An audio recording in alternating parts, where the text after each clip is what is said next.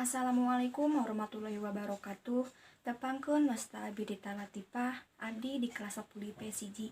Sim kuring di dieu bade ngadambel salah sahiji dongeng nyaeta hayam kongkorongok ti subuh. Diceritakeun di zaman baheula aya sakadang oray naga anu geus lila hayangan kakahiyangan. Unggal poe manehna sok ngalamun bae bari jeung sok dangdan mapantes maneh. Tapi keukeuh we bari jeung sok ngarasa teu pantes lantaran teu boga tanduk. Mangkaningan manehna dek hadap ka dewa.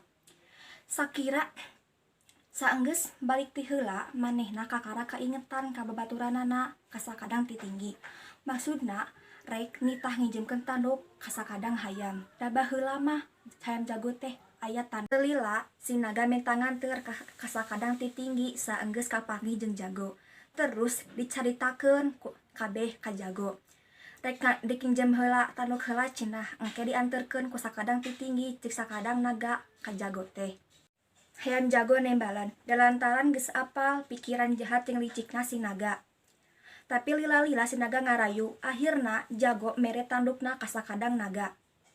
Cek naga teh kieu, engke tanduk maneh dianterkeun deui, dianterkeun ku sakadang samemeh panon poe bijil. Lamun geus balik bisi kaula poho maneh mere nyaho we bari gogorowokan singkatan. Geus kitu mah jug weh naga jeung ti tinggi teh marangkat. Ari isukna samemeh subuh hayam jago teh kongkorongok satarik-tarikna. Sakali dua kali, tilu kali sakadang ti tinggi teu datang keneh. Terus hayam jago teh gogorowokan sababaraha kali tapi tetep weh ti tinggi teu datang-datang.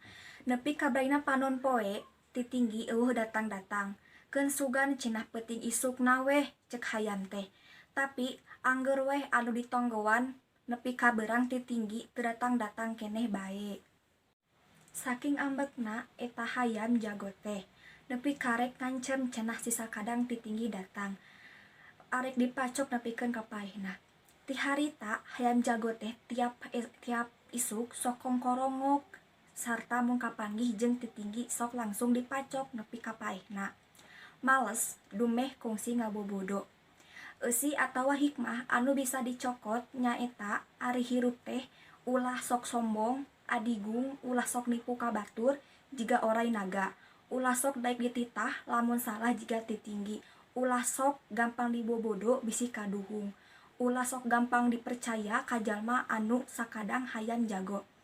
Rengse. Wassalamualaikum warahmatullahi ta'ala wabarakatuh.